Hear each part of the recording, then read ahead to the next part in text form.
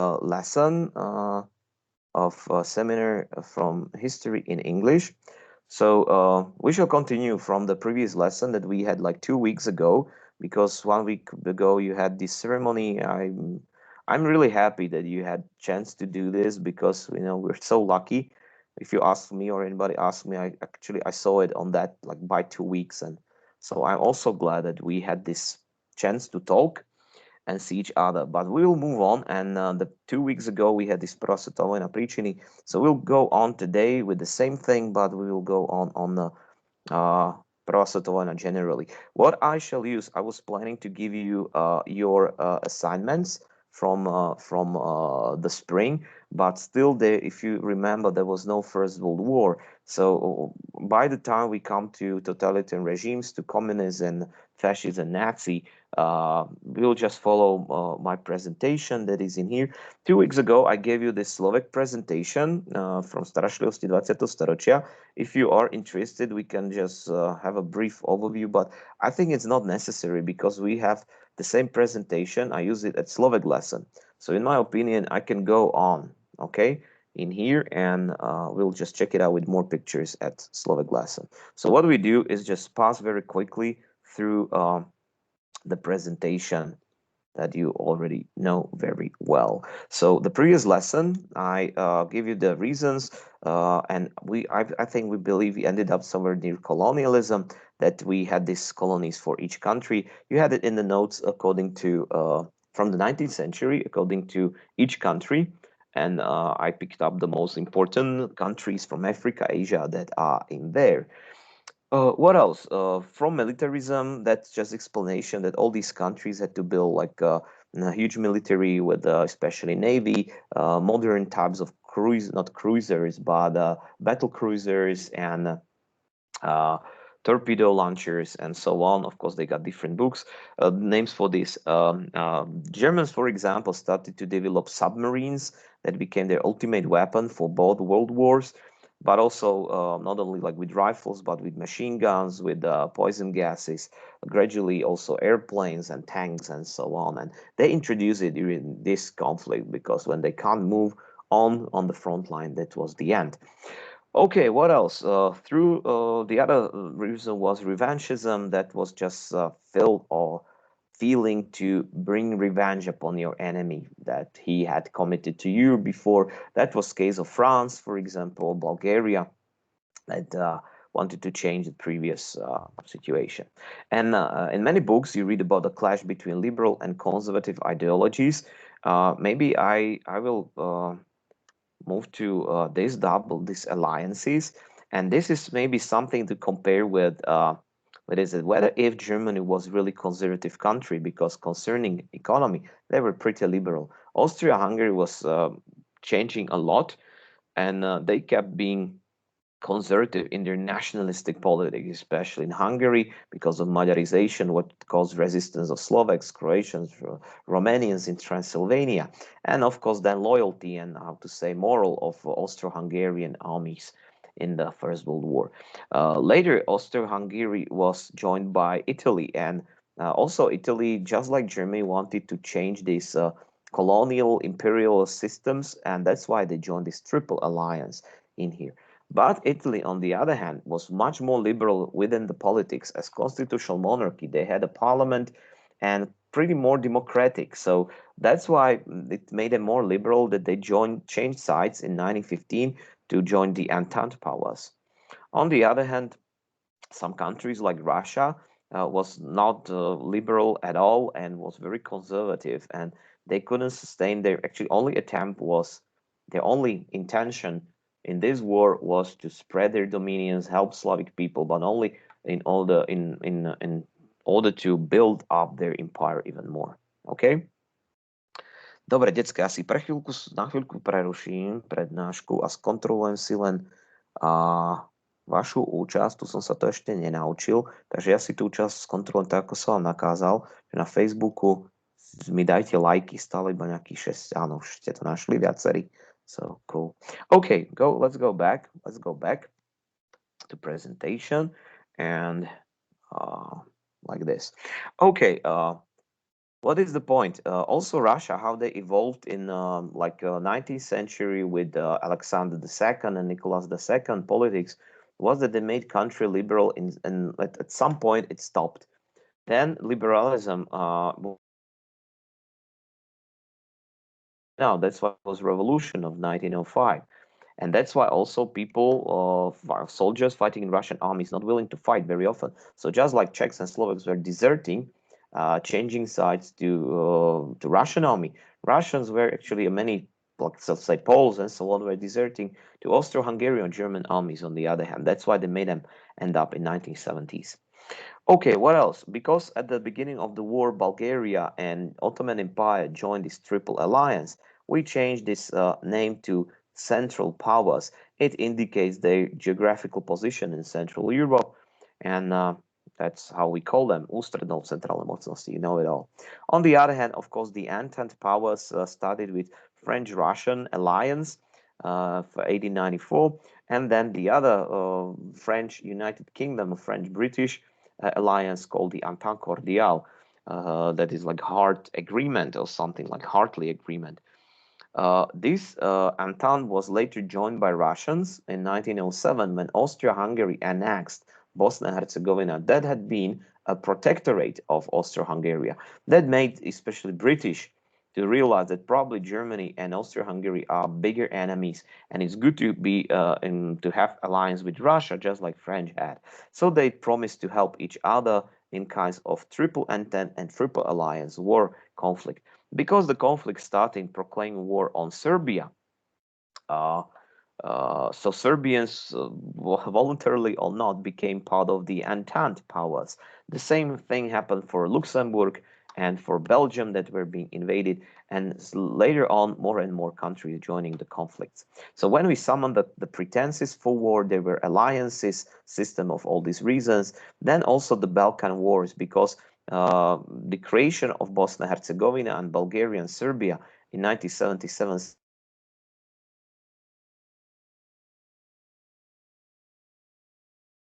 main powers at the Congress of Berlin, thus made Bosnia and Herzegovina protectorate by Austria-Hungary in 1907. So this is also very important.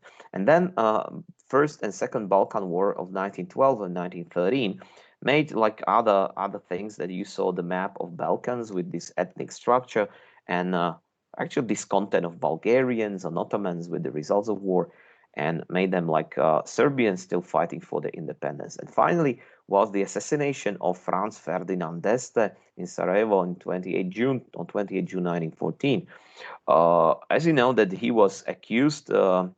He was captured. He was not executed, and he was accused that of this assassination was in collaboration of their organization, the Black Hand, with the support from the movement or youth organization, the Young Bosnia, and they were given money from Serbian government, but it was not official. So Austro-Hungarian authorities accused Serbia directly from organizing this assassination. And for this thing, they made they put terms of surrendering or opening their inner affair structures to Austro-Hungarian control, which was of course unacceptable. And despite Serbians were willing to accept almost all the terms, after 1 month, when Austro-Hungarians actually increased the terms and put in more and harsher terms of surrendering, so it was actually unacceptable for them. So that made it happen. What is important for me, guys? What countries were the members of both alliances during the First World War? Be sure you know it all for the test or for something you had in here. And I got some video in here. Probably you know that it would be, yes, that would be, you all know what is going to happen. It's going to be surprise, surprise. Yeah, okay, don't forget. I don't know whether you hear the sound or not, but don't worry, I'm not going to shoot it for you. But in case I will give you some assignment, just watch it out because there is a lot of graphic material. For us, which is more important, is that how the war started was that on 28 July 1914, Austria-Hungary claims war on Serbia and intervention.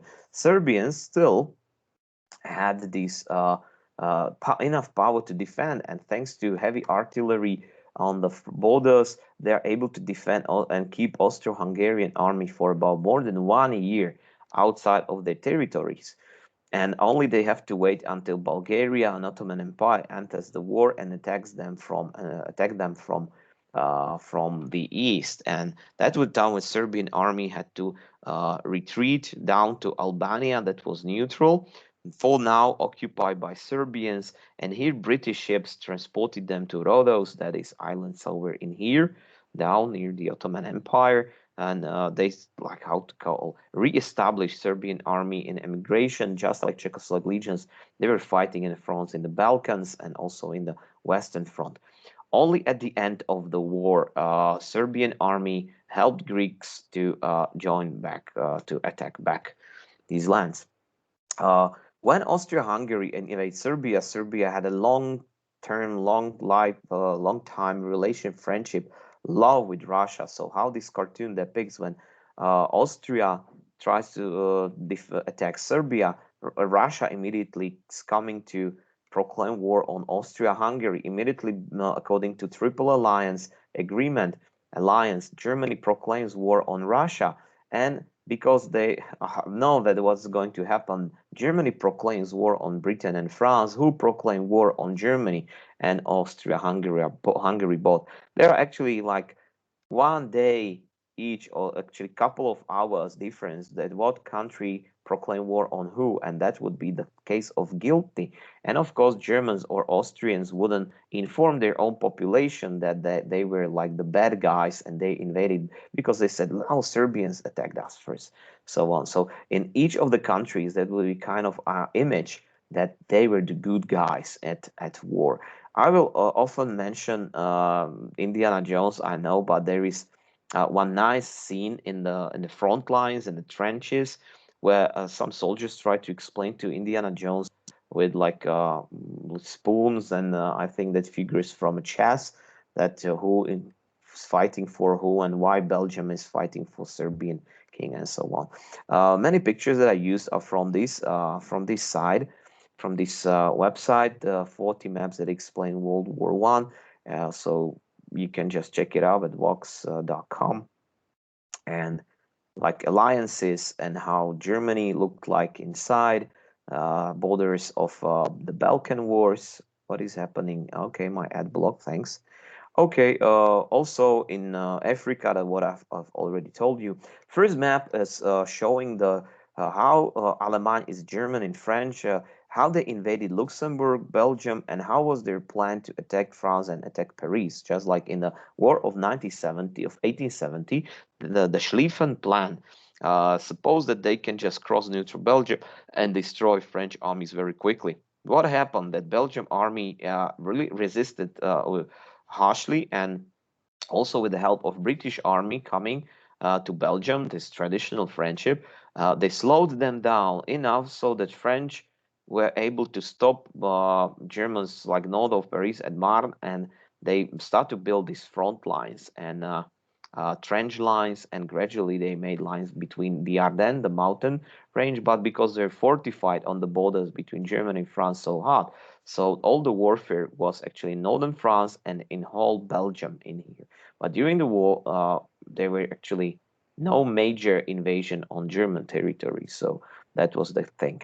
Okay, another map that we know, but the world and people don't know it, and how Austria and Austro-Hungary look like, how they actually look like. Still, this map is very positive for Hungarians and for Germans, because it doesn't show, let's say, Slovaks living in these regions in here, or a lot of Czechs living in Sudetenlands, or Slovenes living in these lands. So still you can see that it's more or less like mixed up together. Okay, you know this from Slovak lesson, situation assassination of this guy. Okay, couple of, okay, world mobilizes so for war, obviously. They had that, what are these countries joining the battles? Okay, Liège and couple of these front lines.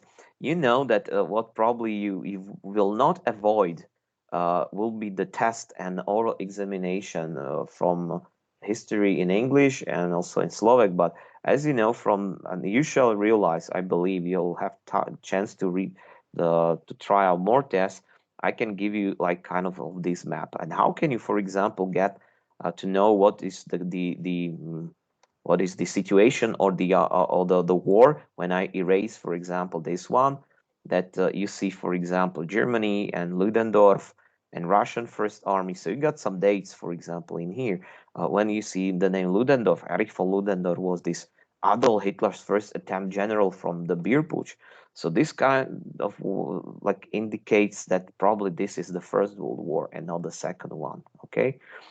That would be instead of Russian, that would be Soviet in this case, and Ludendorff, that would be, I don't know, von Paulus, that possibly could be like Second World War. So you have to connect many things in here. Okay, British blockade. So many maps in here that can be really cool. Oh, German submarine warfare. This is one of the points of the Atlantic warfare uh, in which German Navy was actually destroyed very quickly. So they turned only to submarine warfare, in which they were sinking the ships flying to British Isles and trying to blockade it. And that was being penetrated by ships, by trade ships, especially from USA. That's why case of Lusitania. Okay, Austria-Hungary conquest Serbia, but as you'll see, that would be in 1915, so pretty late, and you got some explanations in here. Okay, even Milan Rastislav Stefanik was shot down during a reconnaissance flight over this. Okay, what else? This map also depicts Trieste, so here there is Venice somewhere in here, and it should be somewhere in here already, and this obviously depicts Austro-Hungarian invasion to Italy and how Italians defended itself. So that's why most of the warfare was taking place in the mountains of Alps. And only second battle was in this Battle of Piava at the end of the war. Okay, Gallipoli campaign was the other one that I told you at Slovak lesson about British and the Anzac forces supported by French Navy. They tried to open new front directly in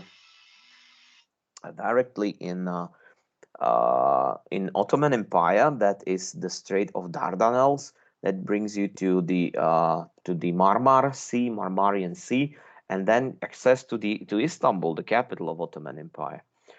So in this way, Turks actually expected them to come, and they defended these mountains. So they allowed the Entente armies to embank, but then they start shooting, and of course it was kind of a massacre for them. So, and big victory for Ottomans.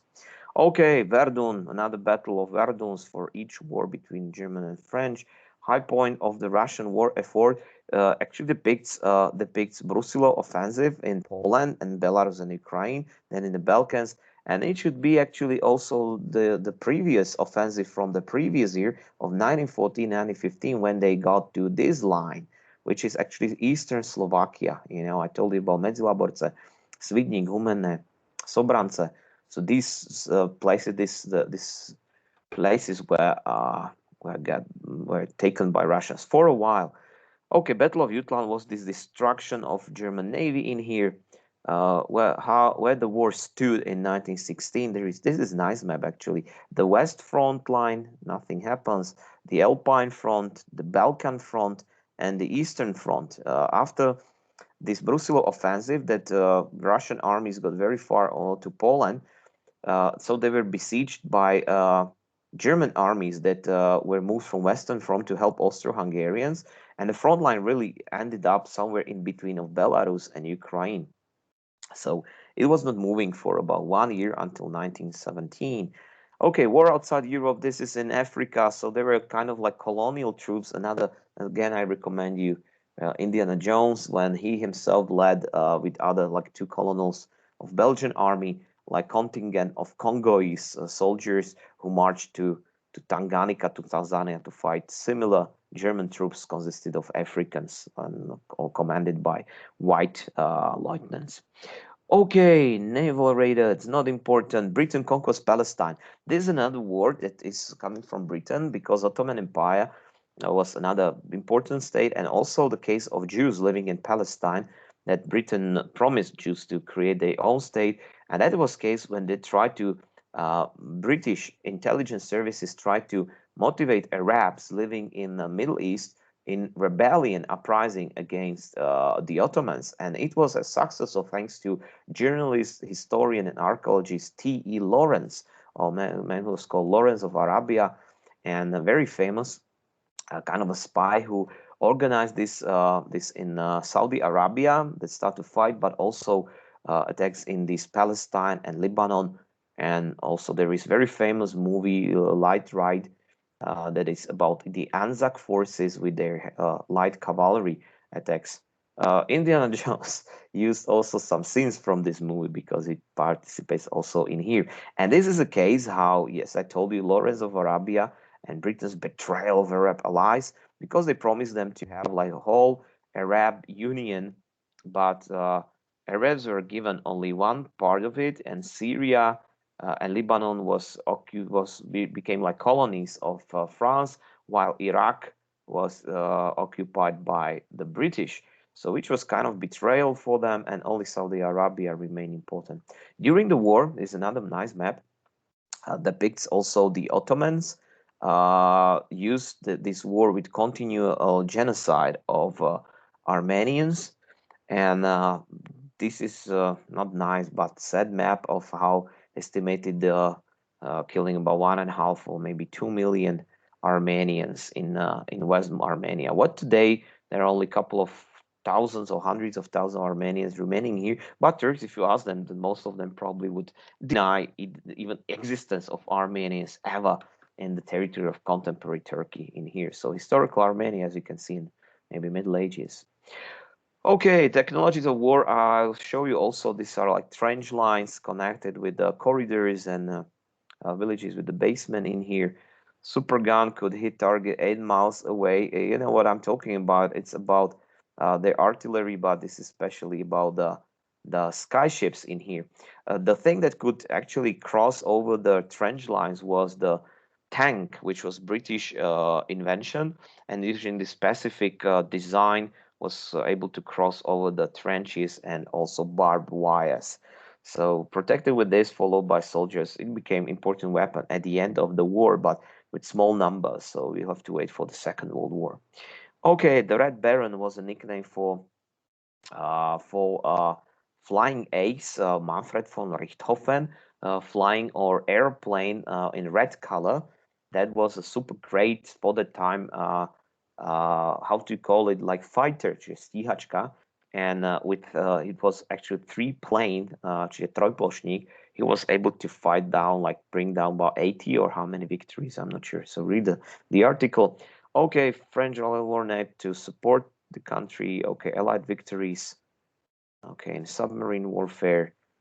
Okay, this is interesting stuff that you may met with in American SAT test. Is Zimmermann telegram that Germany proposed Mexican war against the USA.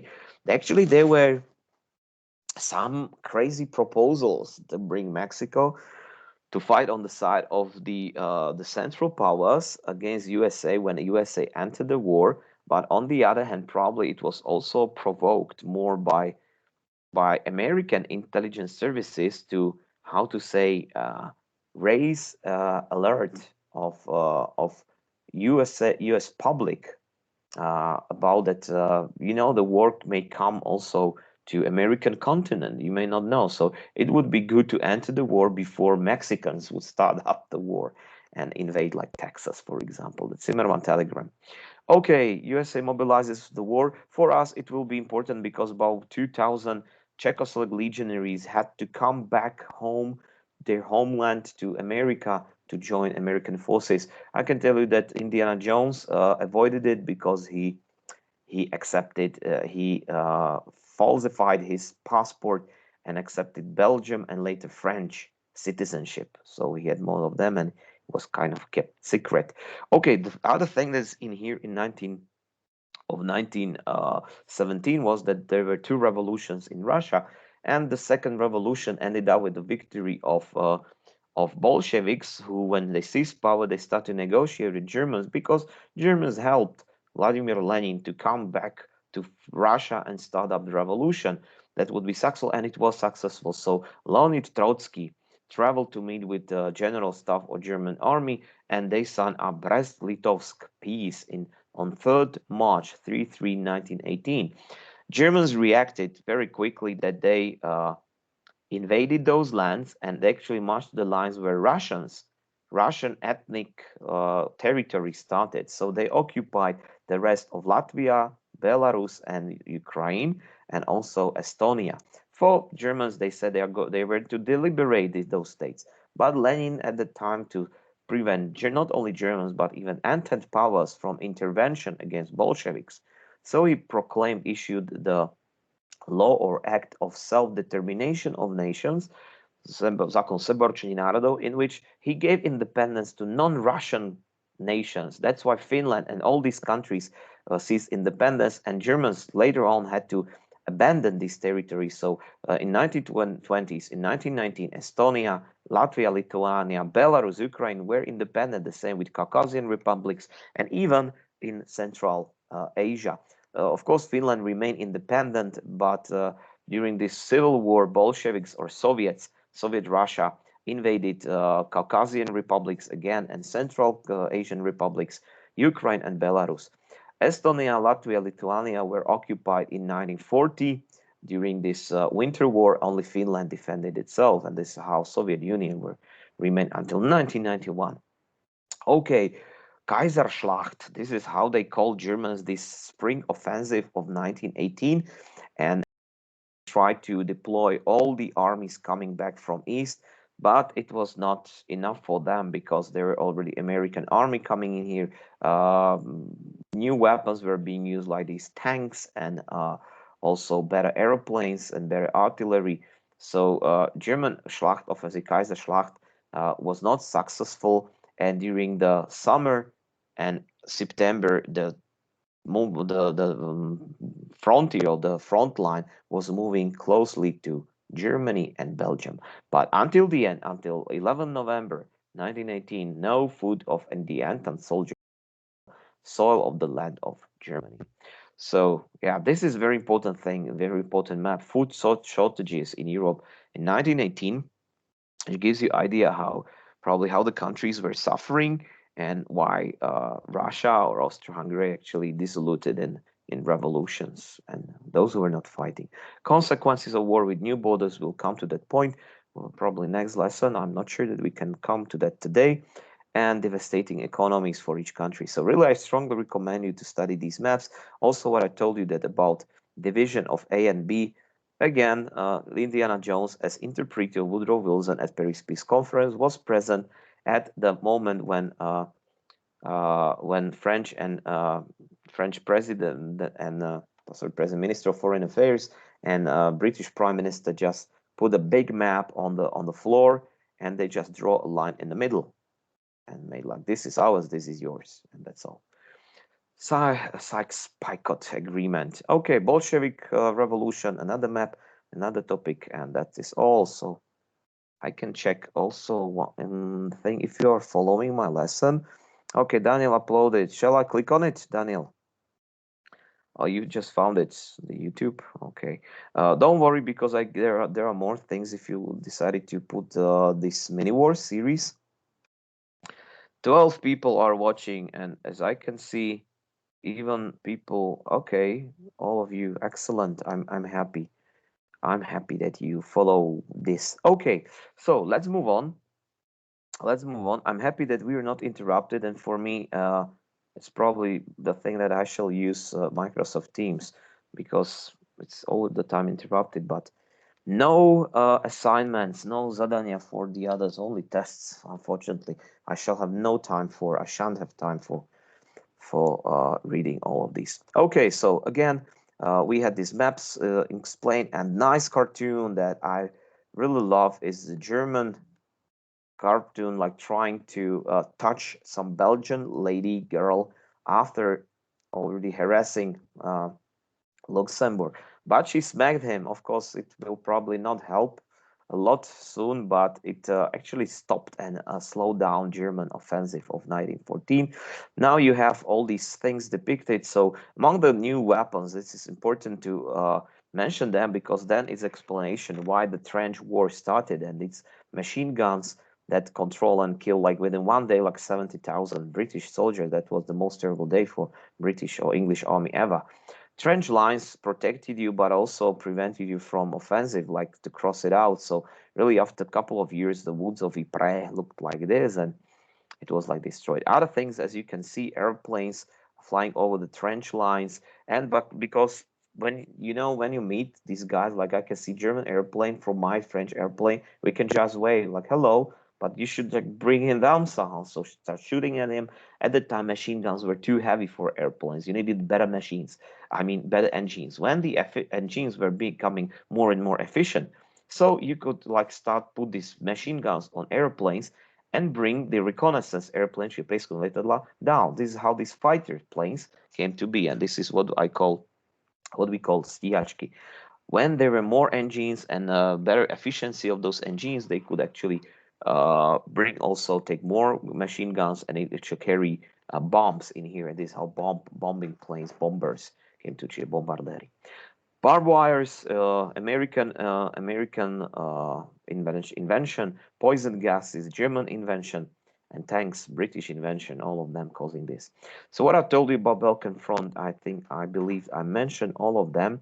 Also with the Anzac at Gallipoli, the Alpine Front with Italy changing sides, and against Austria, this Alpine warfare in Piava.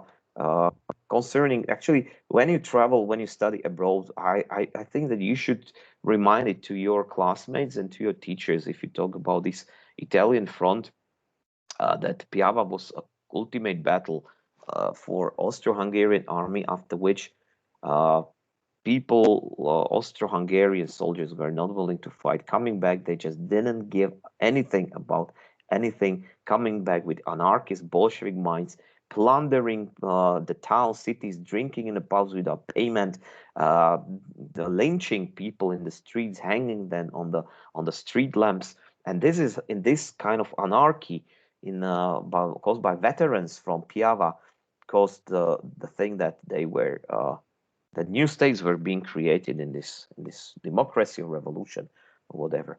And Indiana Jones is also fighting in near this Piava River. Not at the battle itself, but he met with Ernest Hemingway, and they had kind of love affair for the same woman. So that was kind of funny. They had the punch fight. Okay, Western Front, the German attacks on France across neutral Belgium and battles of Marne, the Somme, Verdun, Ypres in Belgium. All this nothing new about Western Front by Eric Maria Remarque, and really depressive, dystopic, apocalyptic landscape and feelings. What brings also the lost generation, that people who survived it. And I told you that Slovak lesson, that Andrei Barbis, Romain Rolland, Ernest Hemingway, and even like this your favorite Great Gatsby book by Scott Fitzgerald, is not about like Leonardo DiCaprio and Jazz Age. It's actually that it's all pretending. They're all pretending, and this is not important, even money, because you survived. He was fighting in these front lines, trench lines, so the people dying, and this, like, how to say, this golden cover, golden mask, it's not important, and maybe something else. And this is what about naturalism, maybe my existentialism brings with these Hemingways and Eric Maria Remarque's books, even later on. Eastern Front, as I said, that the Russians got to Galicia, which is Slovakia. As I said, they were pushed back. And another Brusilov offensive of 1916 showed up this weakness of Russian economy and caused revolutions of 1917, which we have in here. So Russia withdrew from war because of the first revolution in February, still being persuaded, and Russian armies were still deployed in East Prussia against Germans, which made them very angry. Nationalists, anarchists, trying to have revolutions in the summer of 1917. The first Bolshevik revolution, this time still without Lenin. He still dwelt somewhere in Switzerland, maybe on the way from Germany and Sweden to Finland. but not present because that the first Bolshevik attempt failed, and only the second, this October Revolution, was successful for Bolshevik. And as I said, since March 1918, in Brest-Litovsk peace, Russia was out of war, and Germans were actually victorious on Eastern Front. On the other side, USA entered the war. There was this case of Lusitania, but it happened in 1915 when this merchant trade ship was sunk. But then when newspapers informed in USA about this, it was a British ship, but there were many Americans on the boat. And how the media were informing Americans about this, so it persuaded American public to support this entering the war. The other problem was that still there were many senators and congressmen against the war, many of them of German origin. At that time, there were actually 3 senators of Slovak origin at this time of 1917. And many of them of German origin were not willing to enter the war. If yes, so at that case, it would be on the side of Germany against Britain, because still, invading Canada, it would be good idea, to have whole North America. There were also ideas about this. But what did was a British intelligence service again, and they realized that these senators can be corrupted, can be bribed. And those who had the most money in the USA at the time were former Russian Galician Jews who emigrated from oppression and of Tsarist Russia, and they became very successful bankers. If you are like surprised or angry, now this case of Michal Bosak from Slovakia, a Russian guy, also became a very important banker from like nothing.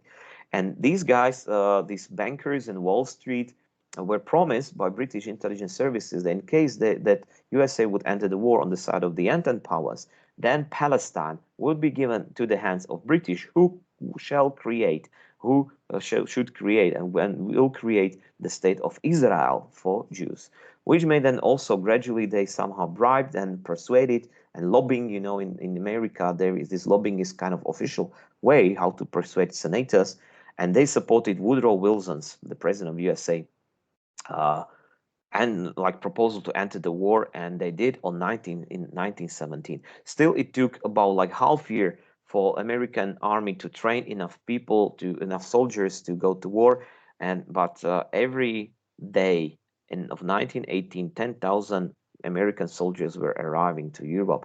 Of course, in spring 1918, there were only few of them, few divisions, but already in summer it was changing. In September, there was actually dominant large numbers of Americans, and when the war ended in November, there were already 2 million American soldiers. That was one of the main reasons why Germans decided to agreed upon armistice and on peace, because they knew that if they they went on with war, when the times where Austria-Hungary fell down, they lost their only ally. They could have been intervened from Czechoslovakia, So, and with American army growing still with 5 million fighting men, that would be the end of Germany. So that's why they decided not to go on. So we have this counterattack of Germans failed, and Americans coming to France. On the other hand, as you saw this map, Austro-Hungary was among the countries that suffered from lack of supplies and rebellions of Slavic nations in their armies. Now, this is the result of Magyarization. If they are surprised, remind them, why do Slovaks should fight? So again, war revealed the real things, how the situation was, in interior, in economy, in the nationalism, and what people really wanted. So especially after this Battle of Piava, veterans were coming back homes, and as I told you, plundering, lynching, and in this case, leaders of the Slavic nations took initiation. Took destiny into their own hands, and especially Czechs and Slovaks realized it is time to do that. Already in May and in June, Czech MPs in Austrian Reichstag proclaimed that they would claim their independence. Slovak one MP, Ferdi Juriga, had a couple of speeches in Hungarian parliament. Of course, it was denied, but at least the leaders in Slovakia, who were in political passivity, started to claim the unification with Czechs, which appeared obvious in September of 1918 when Ferdinand actually had a like 3 hours long speech in Hungarian parliament that we shall join with Czechs. What happened? That Czechoslovak government in exile, led by Tomáš Garrigue Masaryk and Edvard Beneš, and we know that also Milan Rastislav Štefánik, started with preparation of proclamation of independence. When they were given news that these veterans from war are lynching and they are expecting to bring big changes, so Tomáš Garrigue Masaryk started to organize their own like former mafia that was like a deliberation resistance movement of Czech politicians. And in Prague, Prague people and the mayor of Prague proclaimed independence. So Tomáš Garrigue Masaryk very quickly on 18 October 1918 proclaimed independence of Czechoslovakia, so-called Washington Declaration, because at the time he was in Washington, D.C. So it was published only in American media, in American newspapers, and nobody knew about it. For 10 days, Masaryk was traveling across the ocean, across France and Switzerland and Austria. He came to Prague on 28 October 1918, where he proclaimed independence of Czechoslovakia already officially.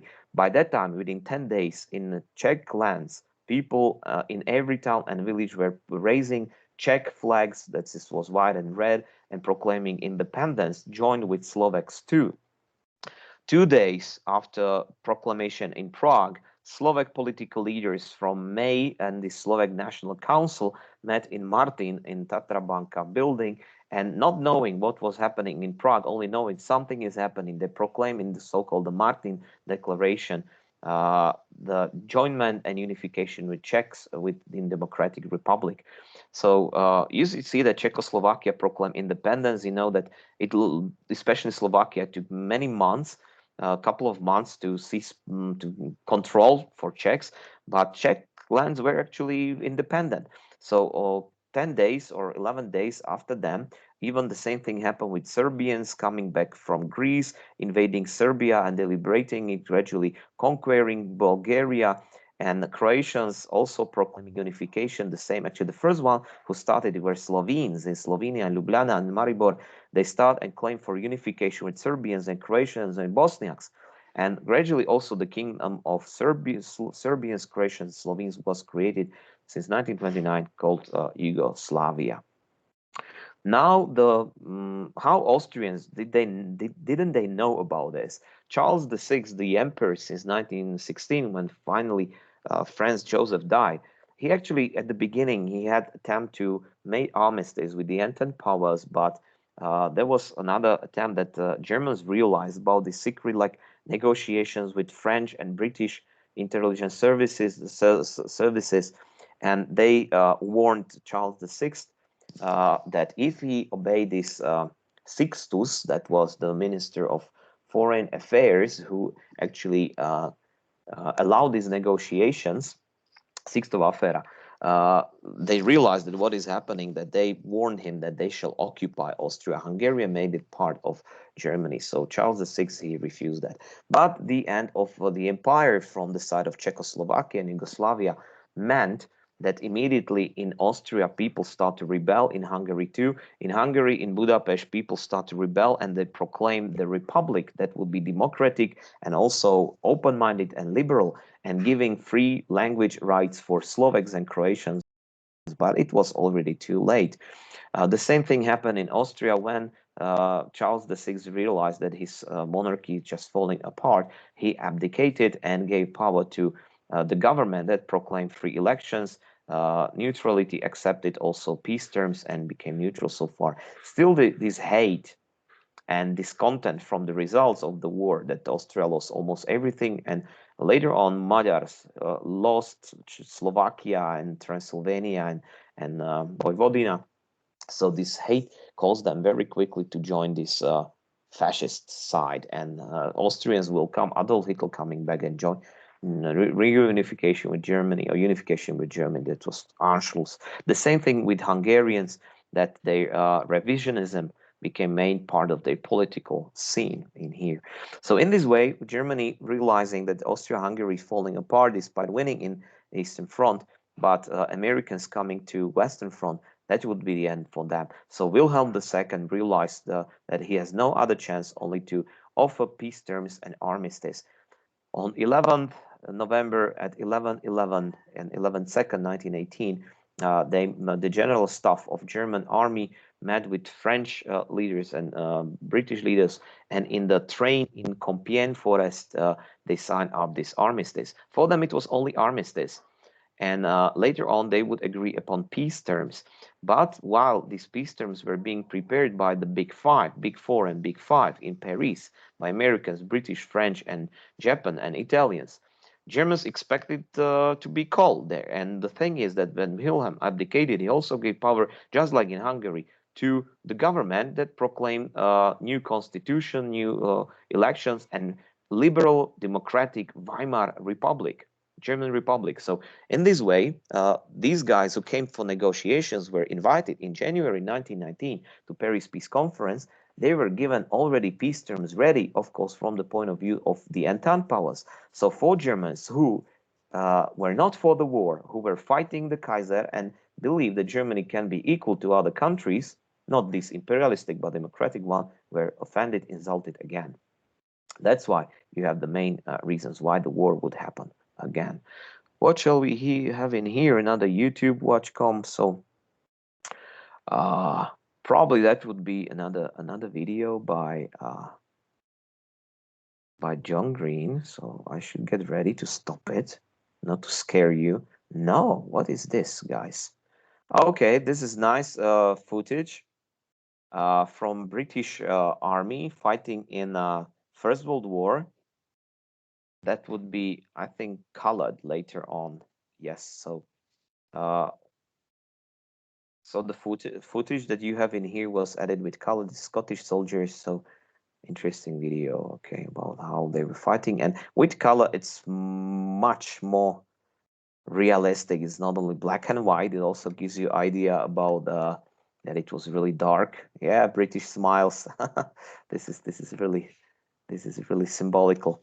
Okay, so you cannot, they shall not grow old. Yeah, about the soldiers who fell down or blinded by these poison gases, mustard gases. So yeah, I think this is only trailer for this documentary that you can also watch all around. So okay, that would be enough for me because I get a couple of links on and on. Okay, so what would follow? What would follow? In this interwar period, start with the end of the war. And as I told you, these war terms were set in Paris Peace Conference.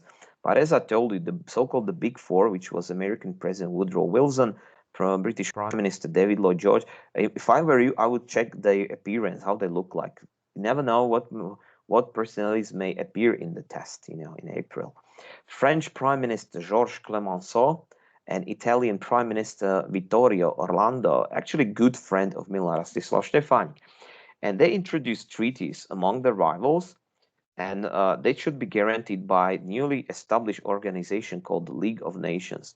The problem was that already during Paris Peace Conference, Woodrow Wilson lost elections in America, and new president, I think it was Samuel Coleridge, he refused to sign it up, and even he refused to enter the League of Nations. So the most powerful countries in League of Nations were Britain, France, and Italy.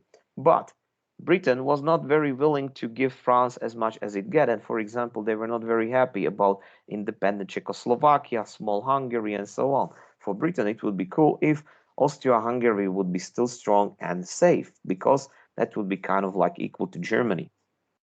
On the other hand, they accepted terms but tried to like stop French, because French were like, yeah, come on, let's destroy Germany. For their ideal situation for Clemenceau, it would Germany would have been divided into 150 states like it had been before, like Napoleonic era and unification of Germany. It was not possible, but at least they set them terrible high reparations and the guilt for the war. They had to destroy all these like army, only like small police forces, all their navy and all their air force was given to Britain and Czechoslovakia and France and so on. So it was really terrible insult and offense for Germans.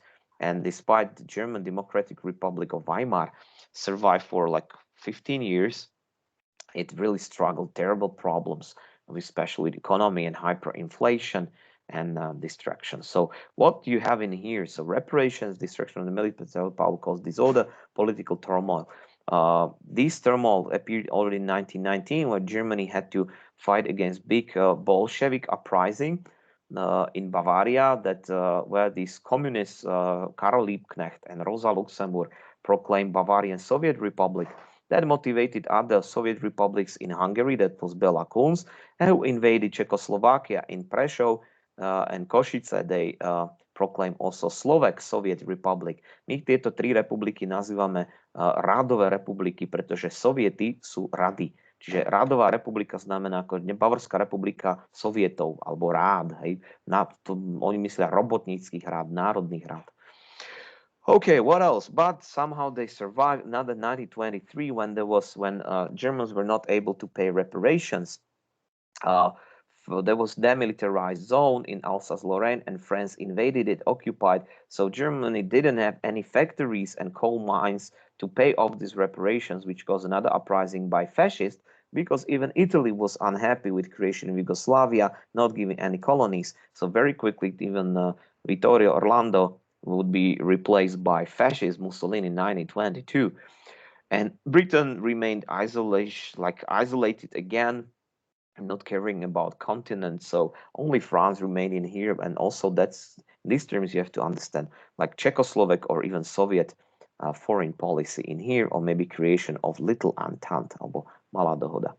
Okay, probably I will leave this treaties and new states on the next lesson. That would be next week, and we'll gradually go by all of these and explain you all the stuff. Task for the seminar. So I think that you can check it out. So first one, and this is probably not the homework because you got this distance study, online study. But if I were you, and as a preparation for your Maturita exam and for the test, get some atlases. If not, there are plenty of maps all around the Facebook, all around the internet. Look up for main battlefields for each the front lines of the World War One. The other, describe the uniforms and main arms of main armies. I think that's like very easy to search over the Google images. Compare the impact of the war on soldiers and civilians. So far, I was talking only about soldiers. And yet, these are kinds of things. So you have these, another video by John Green with crash course. There are a couple of series of videos. There is another video oversimplified mini wars, and we would have been watching them in the seminar, at the seminar. Okay, we don't want ads, and you have these like funny things that Daniel, he knows it very well, and you, when you watch it, you'll have also another inside look to even the uniforms even all the things that I asked from you. So that's why I gave you this almost simplified thing. The other thing I have in here is this crash course history, so I don't need to open it. And this is Sledu Serial. If I put it over the YouTube, probably they would erase it because this is like free domain, still not in here with a lot of commercials. So please, sorry for this. You have to just turn, like, close, don't click on any popping up window. But you have this series of early episodes are when Indiana Jones was very young, but already we have the second and third series about friend, how he actually, of course, it's a fictional character, but it gives you all the history of First World War. So it got nothing to do. Watch it. I think it's good and nice also for girls to watch it. There are a lot of love affairs and like good, nice humor, but also a lot of humanity. And these are the things how they fought in the front lines. He was fighting as American for Belgian army. Then in Africa, then about this. Actually, he met with Manfred von Richthofen. Then how he was in secret service in Prague, meeting with Franz Kafka in Czech lands, part of Austria-Hungary. Then in Russia, for example, he actually visited the speech of Lenin and he believed him. So that is really interesting to watch it, how people looked at it, and meeting also with some meeting with T.E. Lawrence with Saudi Arabia, also helping these Anzac cavalrymen in Palestine, and joining them and then also with I think with the Paris Peace Conference, and that was somewhere in here, meeting also with historian Arnold Toynbee, who told him and repeat what Ferdinand Foch, one of the marshals of French army and very good friend of Miroslav Štefanik, said that even for French, it is not a peace, it is not an armistice for Germans, it is just proclamation of war for in 20 years. That would actually ended up happen like this.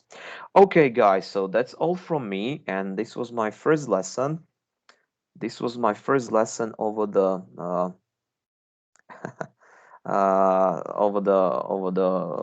Microsoft Teams. So I believe everything works fine, and you can see it. You can see it later. So have a nice weekend, guys.